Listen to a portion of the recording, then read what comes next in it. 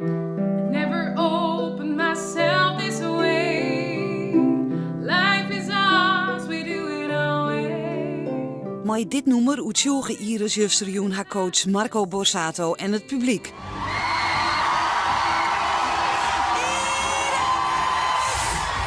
Iris is een van de 4 kandidaten die trok-in is naar de finale. Het wie een grote verrassing. Wie denkt dat nou? Gewoon Iris uit Drachten is die gewoon in de finale van de Voice of Holland. Nee, ik had het echt gewoon nooit verwacht. Ik had het wel heel graag gehoopt en ik heb altijd wel gedroomd. Maar ja, echt verwacht echt nooit, nee. Nou, een dag later bij de familie Kroes thuis is de 19-jarige Iris nog heel tijd onder de indruk van haar prestatie.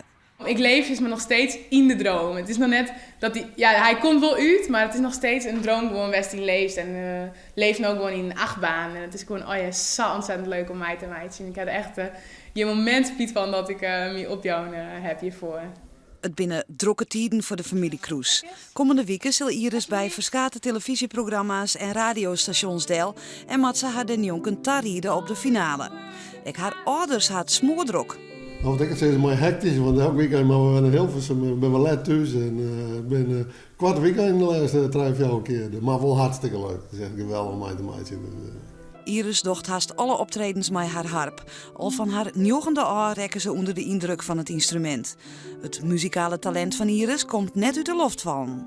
Mijn heid kon goed zongen, die mem kon goed zongen en misschien kan het een volle verder hebben waarom. Corrie speelt muziek. Dus nee, het is, zit in de familie. Ja. Op dit stuit studeert Iris communicatie, maar het liefst stwat ze haar hielendal op de muziek. Ze mag nog net zissen of ze op benaderen is door muziekproducenten. Iris sluit net uit dat haar muzikale carrière na de Voice of Holland troggiet, misschien zelfs wel in het Friesk. Nou, dat wist me nooit. Ik weet het zelf, ik nog net. Dus ik heb oud dan 1 januari heb ik met het Noordpoolorkest zong in de Lawaai in een concert. En daar heb ik het wetter in het Fries zong van Marco.